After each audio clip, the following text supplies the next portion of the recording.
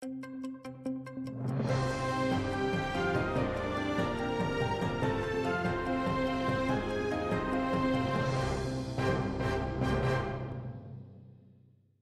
Арби мемуриет елбашчысы Тимур Ткаченко Украин пайтахтында геже жүз берген уджум нәтижесінде 18 адам әлек олғанını білдірді.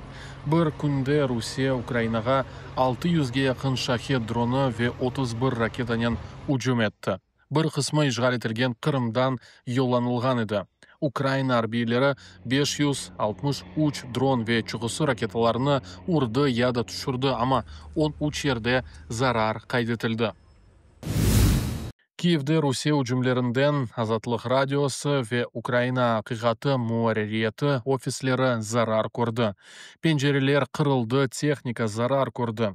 Яңы почта бөлігіне зарар кетірілді, 3 хадим яраланды, кетірулері кечіктірілді.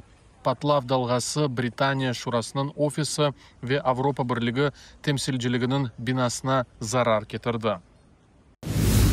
Авропа комиссиясының президенті Урсула фон дер Ляйен Киевге yapılған геже уджумы июль айынан берлі en өлімлі oldu деп білдірді. Зарар көрген биналар арасында Авропа бірлігінің офислері де бар. Ошыны қайдетті, Авропа бірлігі 19-шы санкциялар пакетіні азырлай ве Украинаның мұдафасы ве ғайрыдан құруына қол тұтмақ үшін бұзатылған Русия активлерінің құланылмасы üzerinde çalışа. Украина арби силалы куветлерінің команданы Роберт Мадяр Украин дронларының Русия нефт заводларына уджумлері ялныз август айында яқыт истисалыны 21%-ға эксілткенні таздықлады. Геже да 4,7% эксілув қайдетілді. Самара вилетіндегі Куйбышев ве Краснодар өлкесіндегі Афип нефт яда Жермай заводлары зарар көрді.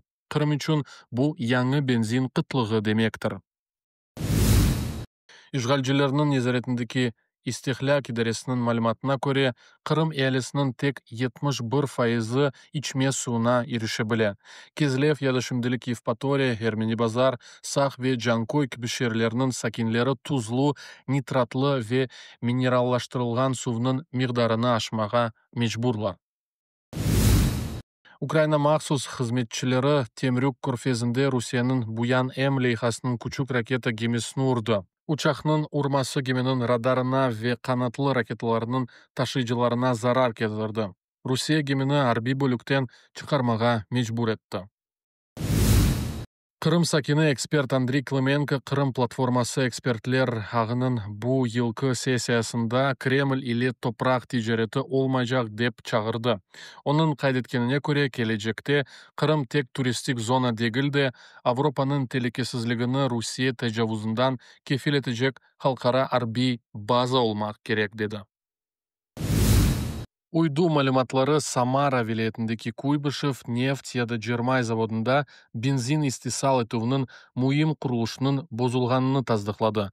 Ен мұйым объектлер янды. Мутехасысларының қайдеткенлеріне көре, Русия Федерациясының нефт истисалына уджумлер тек башлана ве Қырым сакинлері яқыт қытлығына азырламалылар.